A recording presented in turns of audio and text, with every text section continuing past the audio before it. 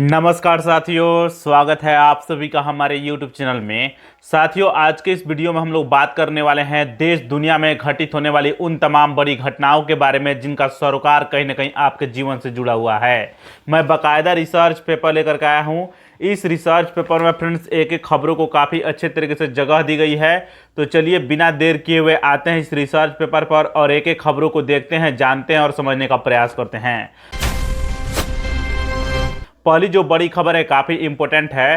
पहली बड़ी खबर है, अमेरिकी राष्ट्रपति डोनाल्ड ट्रंप ने होर्मुज स्ट्रेट में 12 जहाज़ों व 100 से अधिक विमानों की सहायता से फारस की खाड़ी की खतरनाक नाकेबंदी की है। दोस्तों, जैसा कि आप सभी को पता होगा कि सीज फायर के बाद ईरान और अमेरिका के बीच पाकिस्तान की राजधानी इस्लामाबाद में शांति वार्ता कराया गया, लेकिन वह फेल हो गया, किसी कारणों को लेकर के फेल हो गया।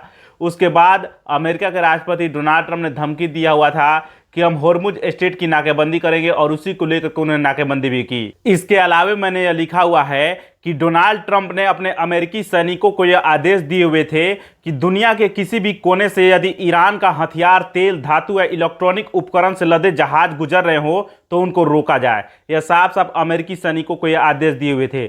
इसके अलावा ट्रंप के इस कदम से एक बार फिर से पूरी दुनिया में तेल के दाम बढ़ने की संभावनाएं जताई जा रही है, तो ये चीजें ध्यान रखिएगा।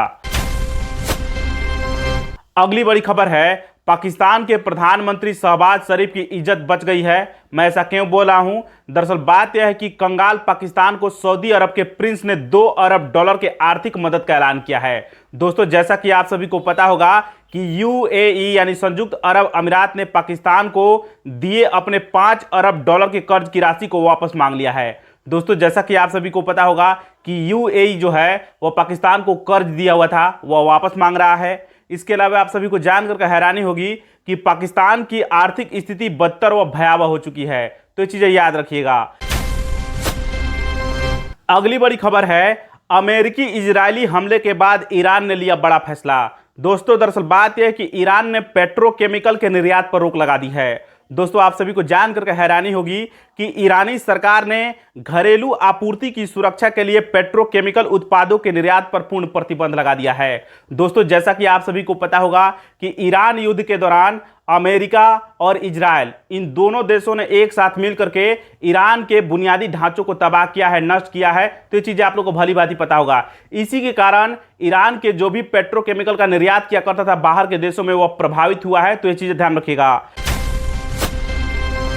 अगली बड़ी खबर है, ईरान युद्ध के कारण यूरोप में बजा फ्यूल अलार्म, यानी फ्यूल का संकट वहां पर मंडरा रहा है। दरअसल यूरोप में जेट ईंधन मात्र 6 हफ्तों या उससे थोड़ा अधिक दिनों के लिए उपयोग के लिए बचा हुआ है, यानी 6 हफ्ते का यूज कर सकता है या थोड़ा आगे पीछे हो सकता है। तो ये चीजें ध्यान रखिएगा। दरअसल बात यह है कि आईईए, जिसका full form international energy agency होता है, उसके प्रमुख बोले हुए हैं कि कैंसिल हो सकती है बहुत सारी फ्लाइटें, यानी यूरोप में जितने भी फ्लाइटें बाहर जाती है, अमेरिका जाती है, एशिया में आती है, अफ्रीका जाती है, वे सारी कैंसिल हो सकती है। तो उन्होंने चिंता जाहिर की है। तो ये चीज ध्यान रखिएगा।